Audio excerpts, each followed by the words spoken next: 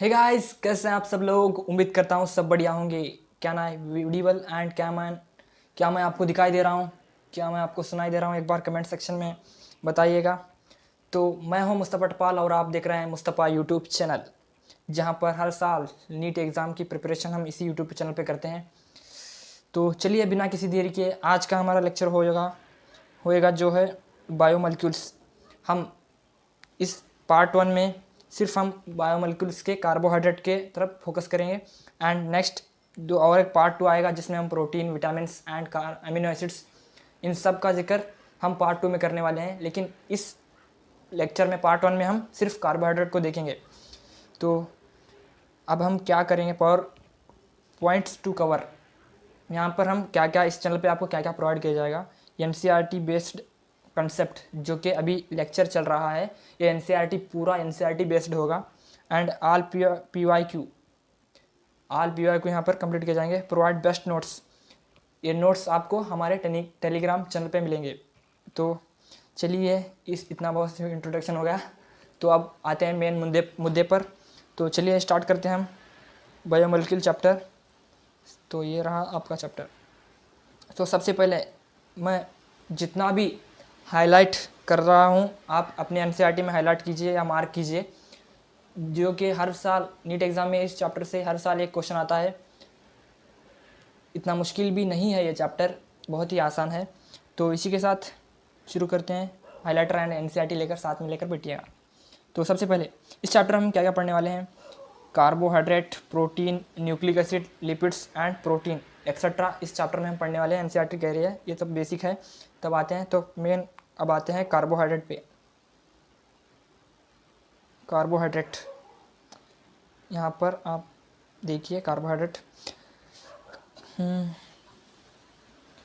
Carbohydrates are primarily produced by plant and for a very large group of natural occurring organic compound। एक organic compound है जो कि सबसे पहले बनता है प्लांट में and very large occur in organic compound है, बहुत ज़्यादा पाया जाता है। Some common examples of carbohydrate, cane sugar जैसे कि गन्ना, glucose, starch etcetera. Most of them have general formula of, इसे हाईलाइट कीजिए, ये general formula of CxH2O(Y)। This is the general formula of our carbohydrate. यहाँ पर इम्पोर्टेंट जो है ये फार्मूले को आप अंडरलाइन कीजिए। आगे देखिए, and were considered as a hydride of carbon where name carbohydrate was derived. Carbohydrate, इसमें carbon group and hydrogen group होगा, ज़्यादा से ज़्यादा कार्बन एंड हाइड्रोजन ग्रुप होंगे, उसको हम कार्बोहाइड्रेट कहते हैं। इतना क्लियर है। तो इसका जनरल फार्मूला जो है CxH2O एंड Y। तो नेक्स्ट आगे बढ़ते हैं। For examples, the molecular formula of glucose C6H12O6। Glucose का जो जनरल फार्मूला है वो ये है C6H12O6। This is the general formula of glucose, ये आप सबको पता है। तो अब आगे बढ़ते हैं। Fit into this formula. Glucose एक ऐसा कार्बोहाइड्रेट है जो इस फार्मूले में फिट बैठता है। आगे बढ़ते हैं। 6H12O6 हो गया। But all the compound which fit into this formula may not be classify as a carbohydrate. दोस्तों यहाँ पर इंटरेस्टिंग पॉइंट ये है, सारे के सारे अगर कोई भी चीज़ इस फार्मूले में फिट बैठती है तो ऐसा नहीं है कि वो कार्बोहाइड्रेट है। यही हमें एनसीईआरटी कह रही है। इस लाइन को अंडरलाइन कीजिए। कहाँ से, हाँ। But all the compound which fit into this formula may not be classify as a carbohydrate. सारे के सारे कंपाउंड अगर जो इस फार्मूले में बढ़ते हैं उन सब को हम कार्बोहाइड्रेट नहीं कह सकते। फॉर एग्जाम्पल के तौर पर हमें यहाँ पर CH3COOH fit into this general formula C2H2O2 but is not a carbohydrate. आप अगर देखेंगे तो इसमें फिट होता है फिर भी ये एक कार्बोहाइड्रेट नहीं है। This is the important and ये एग्जाम्पल के तौर पर नीट एग्जाम में बहुत इंपॉर्टेंट है। इस फार्मूले में फिट बढ़ता है, फिर भी उसे हम कार्बोहाइड्रेट नहीं कह सकते। ये इंपॉर्टेंट पॉइंट भी है एंड असर्शन एंड रीज़न में भी इसके क्वेश्चन बहुत सारे आ सकते हैं, आप देखिएगा। और 2 एग्जांपल दिए हैं जो कि इस फार्मूले में फिट बैठते हैं लेकिन वो कार्बोहाइड्रेट नहीं है, वो पोस्ट क्वेश्चन है। ये तो हो गया आपका citric acid and similarly rhamnose C6H12O5, this is also fit into this formula but it is not a carbohydrate. यहाँ पर ध्यान रखने की बात यह है, कार्बोहाइड्रेट, हाँ यहाँ पर सॉरी ऐसा नहीं है। रामिनोज C6H12O5 is a carbohydrate but does not fit into this definition। हाँ यहाँ पर मेन और जो है क्या है बात, इम्पॉर्टेंट बात ये है, रेमिनोज जो है C6H12O5 इज़ ए कार्बोहाइड्रेट, ये कार्बोहाइड्रेट है मगर ये इस फार्मूले में फिट ही नहीं बैठता, फिर भी ये कार्बोहाइड्रेट है। आप अगर देखेंगे, मैं आपको समझा ही देता हूँ यहीं पे। रेमिनोज का फार्मूला क्या है, पहला कार्बोहाइड्रेट का फार्मूला लिखते हैं, CXH2O5, this is the formula of carbohydrate. अब रेमिनोज का फार्मूला देखते हैं, C6 है, H2O, अगर हम X6 लेते हैं तो Y भी हमें 6 लेना चाहिए यहाँ पर, तो हम यहाँ पर 6 रखेंगे। 6 रखने पर आप देख सकते हैं C6H12O6 यहाँ पर आना चाहिए था मगर ऐसा नहीं आ रहा है। यहाँ फार्मूला क्या आ रहा है, C6H12O5 आ रहा है, लेकिन ये इस फार्मूले में फिट नहीं बैठता मगर फिर भी एक कार्बोहाइड्रेट है। 2 एक्सेप्शन आपको मैंने बताया अभी, आपको इसे परफेक्टली याद रखना चाहिए। तो चलिए आगे बढ़ते हैं, फिर से आगे बढ़ रहे हैं हम इसी के साथ। A large number of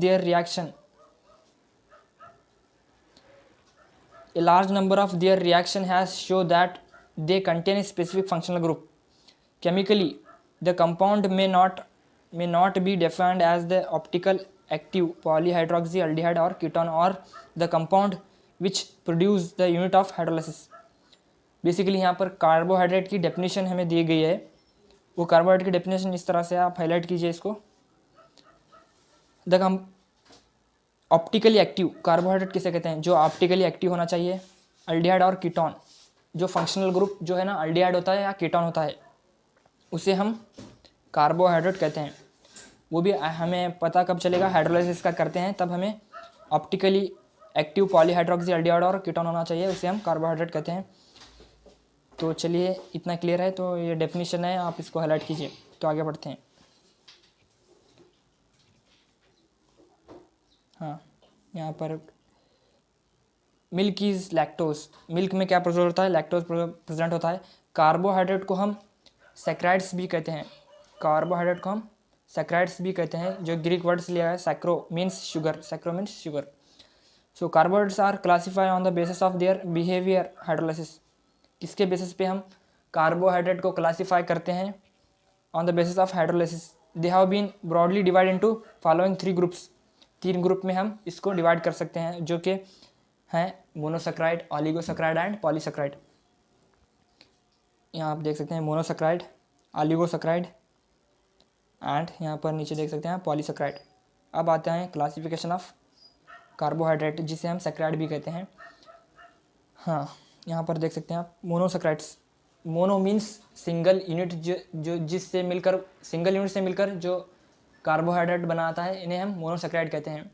जो जिसे हाइड्रोलाइसिस हम करेंगे, अगर हम उसको हाइड्रोलाइसिस करेंगे तो सिंगल यूनिट में टूटेगा, फर्दर हाइड्रोलाइसिस नहीं हो सकते। इसकी डेफिनेशन बेसिकली यहाँ पर एनसीईआरटी देती है, a carbohydrate can't be hydrolyse further to give simpler unit of polyhydroxyaldehyde और ketone is called as monosaccharide. ऐसे सैक्राइड्स जो सिंगल मोनो यूनिट से मिलकर मोनोसैकेराइड कहते हैं, जो सिंगल यूनिट से मिलकर बने होते हैं, जिससे हम पानी डालेंगे तो वो फर्दर हाइड्रोलाइसिस नहीं हो सकती। सिंपली इसके एग्जांपल्स भी एनसीईआरटी देती है। Some common examples are glucose, fructose and ribose. This is all are the monosaccharides. अब बात करते हैं oligosaccharides. Carbohydrate that yield 2 to 10, यहाँ पर देख सकते हैं मेन इंपॉर्टेंट बात जो है ना, 2 to 10। ऑलिगोसैकेराइड्स जो होते हैं जो 2 से 10 के बीच में यूनिट से बीच में होते हैं, हाइड्रोलाइसिस करने पर हमें यूनिट्स देते हैं 2 to 10, हमें उन्हें ऑलिगोसैकेराइड कहते हैं। Monosaccharide units on hydrolysis are called oligosaccharide. They are further classify as a disaccharide, trisaccharide and tetrasaccharide etcetera. Tetrasaccharide okay, depending on the number of monosaccharide. पान लगा जरा, लगाए नहीं बस थोड़ा। Depend on the number of common monosaccharide. Okay, यहाँ और आइए पानी फिर फर्दर क्लास पर डाइसैकेराइड, ट्राइसैकेराइड। यहाँ पर एग्जांपल इंपॉर्टेंट यहाँ है, ऑलिगोसैकेराइड में हम कितने यूनिट मिलते हैं उनके बेसिस पे हम, अगर 2 यूनिट मिलते हैं तो डाइसैकेराइड कह सकते हैं, अगर हमें 3 यूनिट मिलते हैं तो हम ट्राइसैकेराइड कहते हैं, अगर 4 यूनिट अगर मिलते हैं हमें पानी डालने पर, हाइड्रोलाइसिस करने पर, तो हमें टेट्रासैकेराइड भी उसे कह सकते हैं। ये हाइड्रोलाइसिस बेसिस पे कितने यूनिट मिलते हैं हम उसे डाई, ट्राई, टेट्रा, पेंटा, हेक्सा, इसी तरह से 10 तक ये सिलसिला जारी रहता है। तो आगे बात करते हैं almost the most common of disaccharide. Almost these most common are disaccharide, 2 saccharide. The most common जो ऑलिगोसैकेराइड मिलते हैं वो डाइसैकेराइड मिलते हैं, जो दो यूनिट से मिलकर बने होते हैं ऑलिगोसैकेराइड में, उसे डाइसैकेराइड कहते हैं। द मोस्ट ऑफ जो कॉमन जो है डाइसैकेराइड ही होते हैं। एनसीईआरटी कहना चाहती है। यहाँ इंपॉर्टेंट बात और एक है, स्टेटमेंट बेस्ड क्वेश्चन आ सकता है, यहाँ पर आप देखिए, the 2 monosaccharides unit obtained on hydrolysis of disaccharide may be same or different. This is the very important for NEET exam. This line is very very very important. यहाँ पर NCERT क्या बता रही है ये देखिए आप। अगर हम ऑलिगोसैकेराइड का हाइड्रोलाइसिस करते हैं, उसमें अगर डाइसैकेराइड एग्जांपल फॉर एग्जांपल के तौर पर मान लो आप डाइसैकेराइड का हम हाइड्रोलाइसिस करते हैं, जब वो 2 यूनिट मिलते हैं वो सिमिलर भी हो सकते हैं, डिफरेंट भी हो सकते हैं। फॉर एग्जांपल के साथ और एनसीईआरटी डीप दिखला रही है, एग्जांपल के साथ देखिए आप, one of the molecule examples देखिए आप यहाँ पर, one of the molecule of sucrose on hydrolysis gives 1 molecule of, यहाँ पर 1 मिनट हाइलाइटर का यूज करेंगे, green highlighter. Okay, on the 1 molecule of sucrose on hydrolysis gives 1 molecule of glucose and 1 molecule of fructose. आप देख सकते हैं अगर हम 1 मॉलिक्यूल का सुक्रोज का अगर पानी डाल के हाइड्रोलाइसिस करते हैं तो हमें डाइसैकेराइड है, ये सुक्रोज क्या है, डाइसैकेराइड है। अगर हम इसका हाइड्रोलाइसिस करते हैं तो हमें 2 यूनिट मिलते हैं, वो भी डिफरेंट मिलते हैं, एक ग्लूकोज मिलता है एंड प्लस फ्रक्टोज मिलता है, ग्लूकोज प्लस फ्रक्टोज मिलता है, 2 सिमिलर नहीं है, डिफरेंट यूनिट्स हैं। इसी तरह से वेयर माल्टोज, ये भी एक डाइसैकेराइड है, maltose gives 2 molecule of only glucose. यहाँ पर समझ में आ गया होगा आप एग्जाम्पल को, अगर हम सुक्रोज का हाइड्रोलाइसिस करते हैं तो हमें ग्लूकोज प्लस फ्रक्टोज मिल रहा है, जो कि 2 डिफरेंट यूनिट हैं। वहीं पे अगर हम माल्टोज का अगर हाइड्रोलाइसिस करते हैं तो हमें 2 यूनिट मिल रहे हैं, लेकिन वो भी सिमिलर मिल रहे हैं, 2 यूनिट वो भी ग्लूकोज के ही मिल रहे हैं। ये समझ में आ गया है एनसीईआरटी की लाइन, ये इंपॉर्टेंट है, ये एग्जांपल्स भी इंपॉर्टेंट है एंड ये लाइन भी इंपॉर्टेंट है, इसे हाईलाइट कीजिएगा। अब आगे बढ़ रहे हैं हम, आगे बढ़ते हैं पॉलीसैकेराइड। पॉलीसैकेराइड की तरफ बढ़ते हैं। Carbohydrate which yield large number of monosaccharides unit on hydrolysis are called the polysaccharide.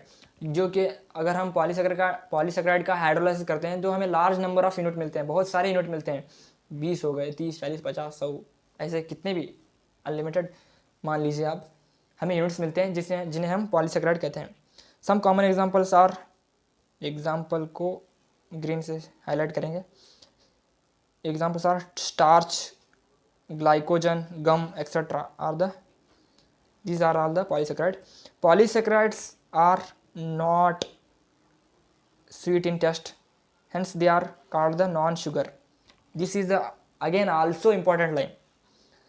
यहाँ पर पॉलीसेकेराइड जो होता है मीठा नहीं होता है, एंड इसी कारण के हम इसे कहते हैं नॉन शुगर. नॉन शुगर किसे कहते हैं करके आपको अगर क्वेश्चन आ गया तो आप लिखिएगा पॉलीसेकेराइड जो कि मीठा नहीं होता, and it is also insoluble in water. तो इतना आपको क्लियर हो गया होगा.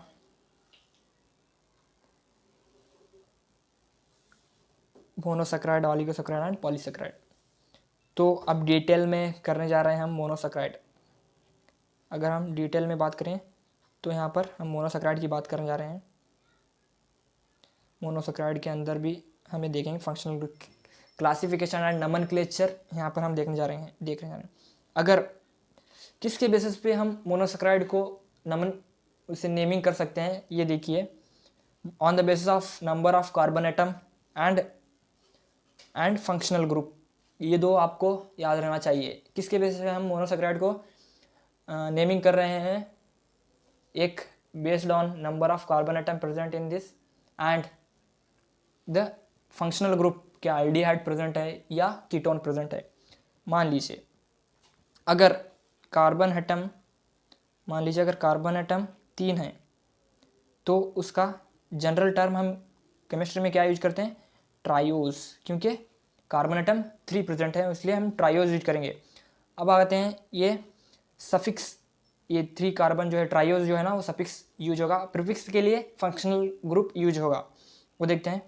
अगर अल्डिहाइड अगर प्रेजेंट है तो इसे अल्डो कहेंगे, अल्डो. और ये इसको कार्बन एटम्स को हम ट्रायोज कहते हैं जो सफिक्स के तौर पर यूज करते हैं, तो हम कहेंगे अल्डो ट्रायोज. एंड अगर फंक्शनल ग्रुप प्रेजेंट है तो हम कीटोन ट्रायोज कहते हैं. इसी तरह से अगर 4 कार्बन एटम प्रेजेंट हैं तो टेट्रोज. अल्डिहाइड अगर ग्रुप प्रेजेंट है तो अल्डो टेट्रोज एंड कीटोन अगर प्रेजेंट है तो कीटो टेट्रोज. इसी तरह से अगर 5 ग्रुप प्रेजेंट हैं पेंटोज. अल्डिहाइड अगर प्रेजेंट है अल्डो पेंटोज एंड कीटोन अगर प्रेजेंट है कीटो पेंटोज. ये समझ में आ गया. अल्डो पेंटोज कीटो पेंटोज ये समझ में आ गया ना आपको. इसी तरह से अगर 6 अगर प्रेजेंट है तो hexose, aldohexose and ketohexose. अगर 7 अगर प्रेजेंट है तो 7 को हेप्टोज कहते हैं. अगर अल्डिहाइड प्रेजेंट है तो अल्डो हेप्टोज एंड अल्डिहाइड प्रेजेंट है तो अल्डो हेप्टोज एंड कीटोन अगर प्रेजेंट है तो कीटो हेप्टोज. ये समझ में आएगा. अब देखते हैं एनसीईआरटी. यही जो मैंने अभी तक जो बताया वही एनसीईआरटी से थोड़ा पढ़ना जरूरी है, और एनसीईआरटी वही कहती है monosaccharides are further classify on the basis of number of carbon atom and the functional group present in them. मैंने अभी कहा आपको कितने कार्बन इसमें प्रेजेंट हैं इसके बेस पर. अगर 3 हैं तो ट्रायोस, 4 हैं तो टेट्रोस, 5 हैं तो पेंटोस. अगर अल्डिहाइड प्रेजेंट है तो अल्डो टेट्रोस, कीटोन प्रेजेंट तो ketotetrose. This is all about our examples. समझ में आ गया आपको. आगे पढ़ते हैं. If a monosaccharide contain aldehyde group it is known as aldose. यहाँ पर aldose. अगर इसमें aldehyde फंक्शनल ग्रुप है तो aldose. मैं अभी जो कहा हूँ वही है, आप थोड़ा देख लीजिएगा. तो आगे बढ़ते हैं. अब आते हैं ग्लूकोज. 1 मिनट पानी पीता हूँ, ब्रेक लीजिए. आप भी पानी वगैरह पीजिए.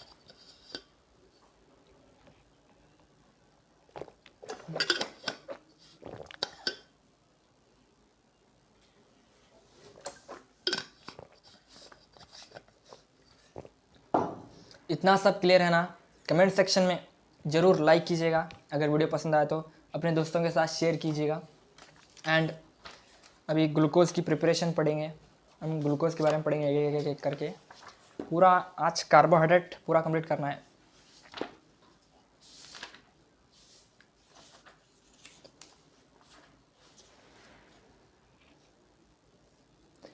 हाँ तो चलिए अब बात करते हैं 1 मिनट. हाँ अब बात करते हैं ग्लूकोज़. ग्लूकोज़ का फार्मूला आप सबको पता है. क्या होता है जी, बताइए कमेंट में बताइए क्या होता है ग्लूकोज का फार्मूला। ग्लूकोज का formula C6H12O6, this is the formula of glucose. पहले हम पढ़ेंगे प्रिपरेशन ऑफ ग्लूकोज। पहले हम ग्लूकोज की प्रिपरेशन पढ़ते हैं, उसके बाद पढ़ेंगे हम स्ट्रक्चर ऑफ ग्लूकोज। उसके बाद हम क्या पढ़ेंगे, structure of glucose. From sugar cane, sucrose means sugar cane से हम भी ग्लूकोज को प्रिपेयर कर सकते हैं। देखिए आप कैसे प्रिपेयर कर सकते हैं, देखिए if sucrose is boiled with dilute HCl और H2SO4 in alcoholic solution, glucose and fructose are obtained in equal amount. अगर आप सुक्रोज को बॉईल करेंगे किसके साथ, HCl एंड H2SO4 के साथ इन अल्कोहलिक मीडियम, तो हमें ग्लूकोज भी मिलेगा एंड फ्रुक्टोज भी मिलेगा, वो भी इक्वल अमाउंट में। तब रिएक्शन देखते हैं, 1 मिनट। ओके ओके,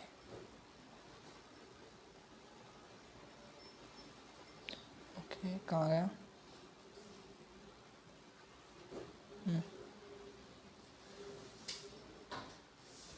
ये रहा, ये रहा जी आपका सुक्रोज। हम हाइड्रोलाइज करेंगे तो हमें ग्लूकोज भी मिलेगा एंड फ्रुक्टोज भी मिलेगा in acidic medium and alcoholic medium, not acidic medium, alcoholic medium में H2SO4 एंड एसिड है, ये पर H+ का मीन्स एसिड होता है। ये समझ में आ गया reaction. And next second method जो है ना ग्लूकोज प्रिपेयर करने का, from starch. Commercially glucose is obtained by hydrolysis of the starch by boiling with dilute H2SO4 at 393 Kelvin under pressure। अगर हम स्टार्च एंड सेलुलोज अगर लें नंबर ऑफ, इसे हम एसिडिक मीडियम में 393 एंड 23 ATM प्रेशर पे अब अगर हम इसको बॉयल करेंगे तो हमें ग्लूकोज मिलेगा। यही है इसका कमर्शियल मेथड। अब बात करते हैं स्ट्रक्चर ऑफ ग्लूकोज। अब बात करते हैं structure of glucose.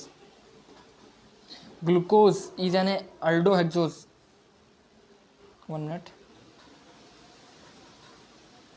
Glucose is an aldohexose and it is also known as a dextrose. Glucose में बेसिकली फंक्शनल ग्रुप जो प्रेजेंट होता है वो अल्डिहाइड होता है, इसीलिए हम इसे अल्डोहेक्सोज कहते हैं। हेक्सो क्यों कहते हैं, इसमें 6 कार्बन एटम्स प्रेजेंट होते हैं। Is monomer of many large carbohydrate, जो कि बहुत लार्ज कार्बोहाइड्रेट का मोनोमर भी है। ये समझ में आ गया evidence.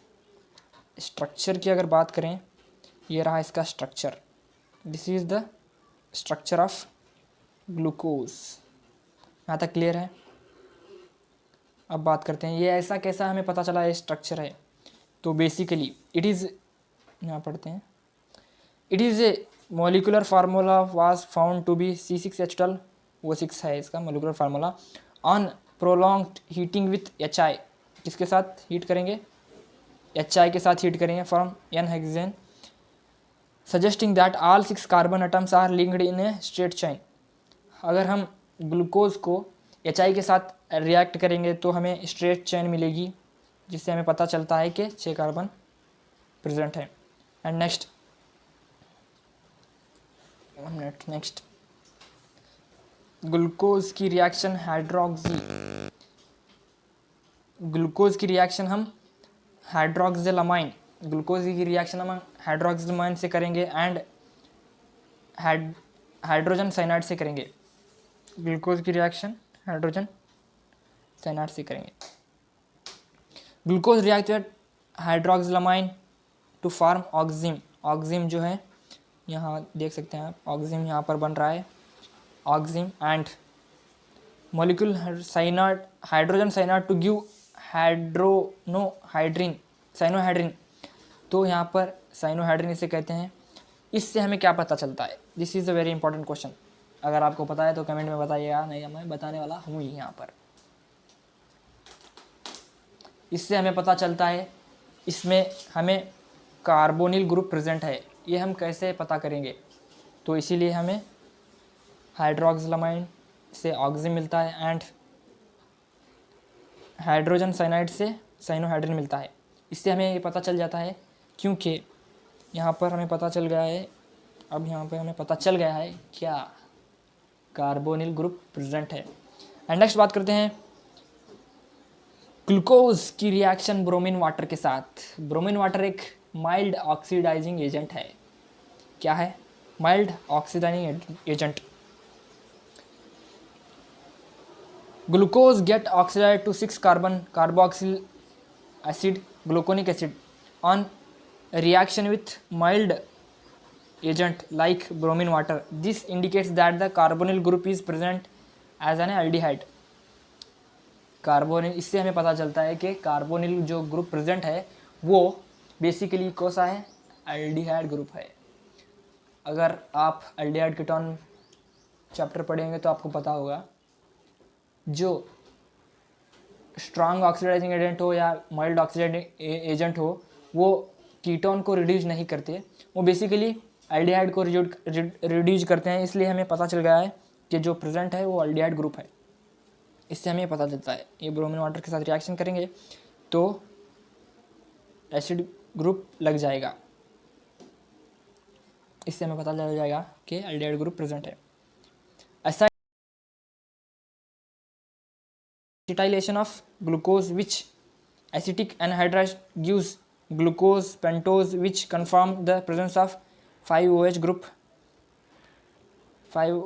attached to different carbon atom। अगर हमें ये कैसे पता चलेगा कि 5OH ग्रुप इसमें प्रेजेंट है? अगर हम स्ट्रक्चर की बात करें, ग्लूकोज में 5OH ग्रुप प्रेजेंट होते हैं, ये हमें कैसा पता चलेगा? तो इसीलिए हमें इसे एसिटाइलेशन करना पड़ेगा।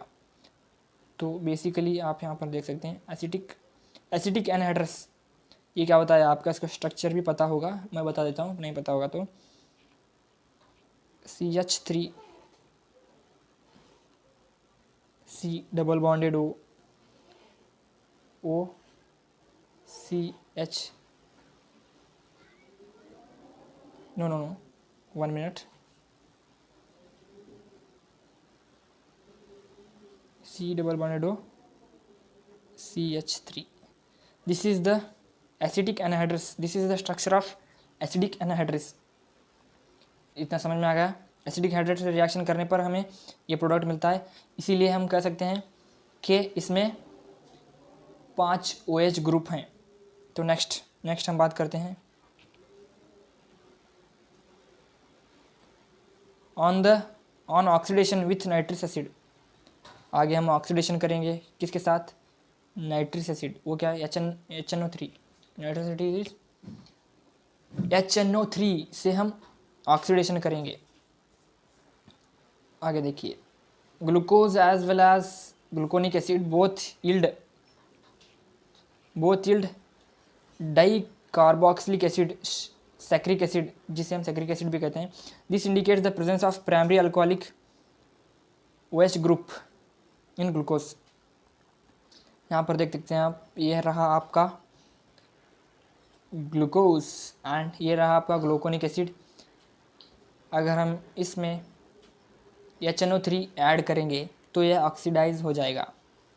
इससे हमें ये पता चलता है कि यहाँ पर जो OH ग्रुप है वो ओनली प्राइमरी है, क्योंकि प्राइमरी है तभी तो वो ऑक्सीडाइज हो रहा है। तो इसीलिए हमें पता चल जाएगा दोनों मिलके सैक्रिक एसिड बन सकते हैं। इसीलिए हम इसको और भी एक नाम कहते हैं डाई, क्योंकि 2 एसिड ग्रुप प्रेजेंट है। यहाँ पर देख सकते हैं आप, यहाँ एक एसिड ग्रुप, यहाँ एक acid group, 2 acid group present है, इसीलिए हम इसे